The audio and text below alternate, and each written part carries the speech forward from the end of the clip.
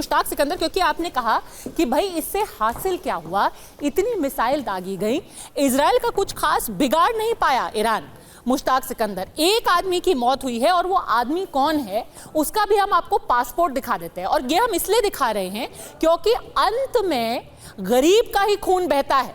ये जो इजराइल और ईरान एक दूसरे के ऊपर मिसाइलें दाग रहे हैं, ये आदमी एक फिलिस्तीनी था, वेस्ट बैंक से ये आया था, ये काम करता था, मजदूरी करता था, और जो श्रैपनल थी मिसाइल से एक फिलिस्तीनी की हत्या कर दी ईरान ने। सोचिए मुश्ताक सिकंदर, कौन सा बदला ले लिया है एक फिलिस्तीनी को मार करके ईरान ने? सोचने वाला कौन सा मामला है ये? तो 48 से जो है इसराइली वहां कत्लेआम कर रहे हैं पैलेस्टीनियंस का। मेजॉरिटी 3 मिलियन पैलेस्टीनियंस को उन्होंने एग्जाइल में डाल दिया है। इस आदमी को तो ईरान की मिसाइल ने मारा है ना। इसका चलिए नाम भी मैं आपको बता देती हूँ। इस आदमी का नाम है समह अल असाली।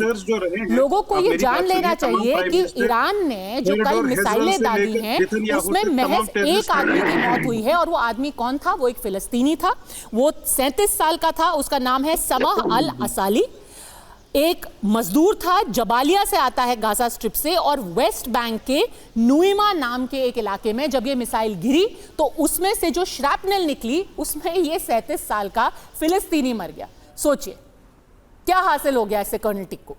पर लोग यही कह रहे हैं, लोग ये कह रहे हैं कि जब किसी को सालों तक दबाया जाएगा तो अंत में उसको उठ करके रिटेलिएट करना पड़ेगा, उसको बदला करना पड़ेगा, उसको बदला लेना पड़ेगा। कर्नल टिक को देखिए, आई थिंक मुझे एक बात में तो आपको कुछ चीज़ें हैं जो इस्लाम धर्म में जो है मज़हब के साथ जुड़ी हुई हैं, इसलिए जो अब सवाल पूछते हैं कि ईरान ने क्यों रिटेलिएटरी हमला किया, क्योंकि इजराइल ने तो लेबनान के ऊपर हिजबुल्लाह के ऊपर चढ़ाई करी थी, क्योंकि इनके धर्म में कोई बाउंड्री नहीं है और पूरा धर्म एक ही उम्मा है। तो ये जस्टिफाई करेंगे कि भाई इजराइल ने लेबनान के ऊपर हमला किया, हिजबुल्लाह के ऊपर हमला किया, तो इसलिए जस्टिफाइड है कि ईरान भी इजराइल के ऊपर वापस हमला करे, क्योंकि इजराइल का हमला ईरान पर तो नहीं था, लेकिन ये सबको मालूम है कि हिजबुल्लाह ईरान की क्रिएशन है। दूसरी बात ये है कि जब भी 48 से अभी तक जब भी वहाँ पर अहिंसा हुई, जब भी वायलेंस हुआ, इसकी शुरुआत हमेशा या तो अरब्स ने की, और अब इब्राहिम अकॉर्ड्स के बाद ईरान वहाँ पर इजराइल के अगेंस्ट वायलेंस कर रहा है, और जिसका जवाब जो है इजराइल दे रहा है, और बहुत सख्ती से दे रहा है, क्योंकि ना हिजबुल्लाह ने ना ईरान ने इजराइल स्टेट को एक्सेप्ट किया है। मतलब वो उसको नसरुल्लाह भी जो है उसको जिविश एंटिटी बोलते थे, स्टेट को एक्सेप्ट नहीं किया उन्होंने। जब आप ईरान तो रिकॉर्ड पर है, उन्होंने बोला है कि हम दुनिया के नक्शे से इजराइल को खत्म करेंगे, हटा देंगे। तो अगर इतनी ज्यादा थ्रेट है किसी देश को, तो उनको तो अधिकार है कि वो अपनी देश को बचा ले, अपने अस्तित्व को बचा ले। और ये अभी ये लेटेस्ट 1948 का तो हम छोड़ देते हैं, क्योंकि वो तो यूनाइटेड नेशन रेजोल्यूशन से इजराइल बना था, और वहाँ पर क्या था, रेत ही रेत थी। आजकल फला फूला है, सब्जियां हो रही, एग्रीकल्चर में टॉप है, इनोवेशन में, साइंस टेक्नोलॉजी में टॉप है।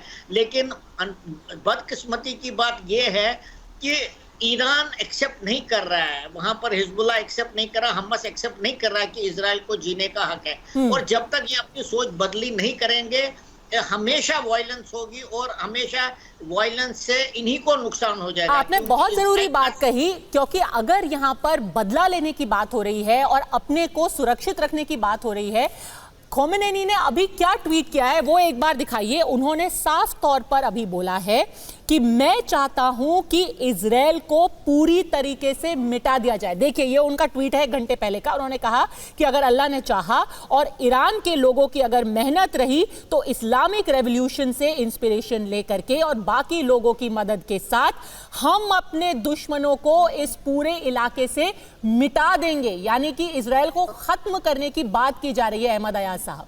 और लोग ये उनकी पॉलिसी रही है हमेशा, ये उनकी पॉलिसी रही है। वो एक पूरे देश को, उसके 1 करोड़ लोगों को, जिसमें सिर्फ बेंजामिन नेतन्याहू शामिल नहीं है, उसमें सिर्फ योआव गैलेंट शामिल नहीं है, उसमें सिर्फ नेता शामिल नहीं है, उसमें इजराइल का आम आदमी शामिल है। और आप ताली बजा रहे हैं कि पूरा इजराइल खत्म हो जाए।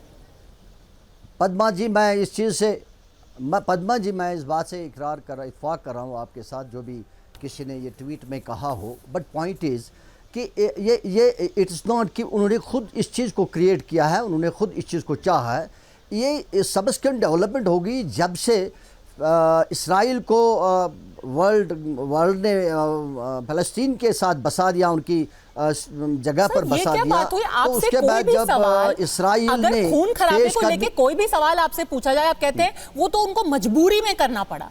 अरे गोलीबारी करने की क्या मजबूरी है सर? किसी को मारने की मजबूरी क्या है? आप छोड़िए मिसाइल दागना तो छोड़िए, आप ये बताइए कि 7 सिविलियंस को जाफा में घुस करके 2 गनमैन ने क्यों मारा? उसकी क्या मजबूरी है? आप तो इस लॉजिक से 26/11 को भी जस्टिफाई कर देंगे कि 26/11 भी मजबूरी में कर दिया कसब ने। आप मुझे जवाब देने का थोड़ा सा मौका दीजिए। देखिए, ये जंग का मामला है, इट्स रेटिलेशन का मामला है, इसमें ये नहीं कहा जा सकता, और वो भी मॉडर्न वेपनरी से। जब ये ऐसा सिचुएशन है तो कहीं कोई भी मारा जा सकता है, किसी को भी जख्म लग सकता है, किसी को भी चोट लग सकती है, कुछ भी डैमेज हो सकते हैं।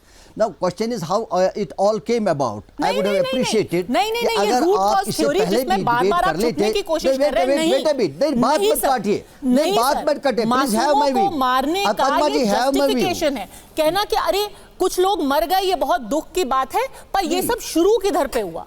ये शुरू होने का कोई लॉजिक नहीं है। मैं वो नहीं कह रहा हूँ, मैं वो नहीं कह रहा हूँ, नहीं मैं वो नहीं कह रहा हूँ, मैं वो नहीं कह रहा हूँ। मैं ये कह रहा हूँ कि आज आपने डिबेट लगा दिया इस चीज़ पर।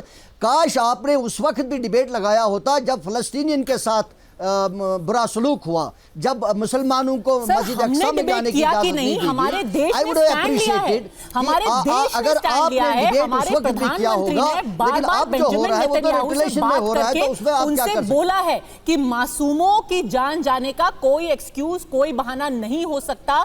ये युद्ध का वक्त नहीं है, this is not a time for war. ये हमारे देश ने स्टैंड लिया हुआ है। पर आप मुझे बताइए, आप बार-बार रूट कॉज थ्योरी की बात कर रहे हैं। चलिए, मिसाइल 150 आपने किसी मिसाइल फायर की, कुछ एक इधर उधर चली गई।